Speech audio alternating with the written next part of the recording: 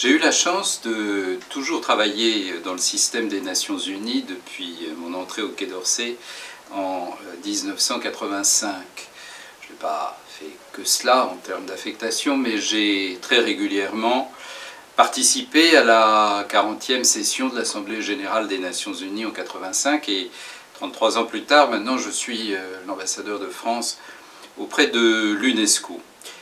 J'ai pu me rendre compte à quel point était irremplaçable l'ensemble du système des Nations Unies, et en particulier pour sa dimension humaniste et pour sa dimension de défense des intérêts des droits de l'homme. Donc il y a vraiment là un système qui a fonctionné. Je dirais qu'après les grands affrontements du XXe siècle, surtout la Seconde Guerre mondiale, et toutes les atteintes qu'il y a eu aux droits de l'homme, ce système, dans sa diversité, je pense aussi bien aux Nations Unies proprement dites, et évidemment à son Conseil des droits de l'homme, mais également à l'ensemble des institutions spécialisées, elles sont vraiment fondamentales. Elles sont là pour respecter en quelque sorte les droits des personnes humaines, hommes comme femmes, en particulier dans les situations d'urgence et dans les situations de stress. Et pour mentionner l'UNESCO, puisque c'est l'organisation près de laquelle j'ai la chance de représenter la France, nous avons, pour reprendre l'expression de Léon Blum, qui a été l'un des pères fondateurs de l'UNESCO, c'est de créer la paix dans l'esprit des hommes. Et dans l'esprit des hommes, cette paix, elle passe par l'éducation, par la recherche scientifique et évidemment par la culture, y compris dans le domaine patrimonial, ce qui est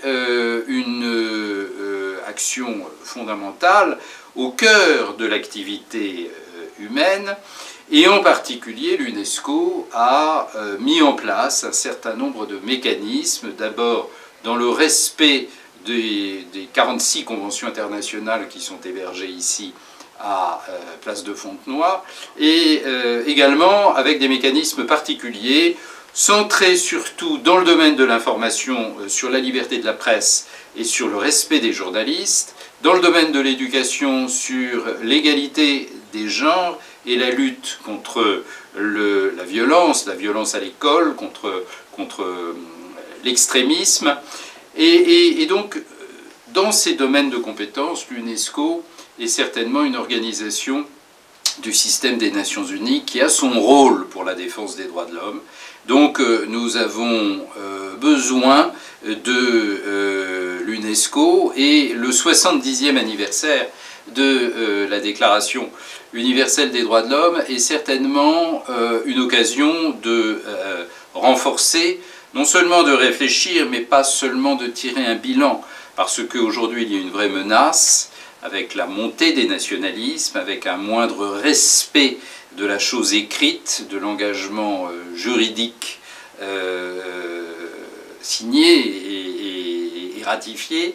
Et donc il faut surtout mettre en place un système qui nous permette de continuer à faire ce travail dans l'intérêt de la population mondiale, alors que nous sommes dans un monde de plus en plus interdépendant et que par conséquent les systèmes qui fonctionnent, pas toujours parfaitement mais qui fonctionnent globalement quand même bien,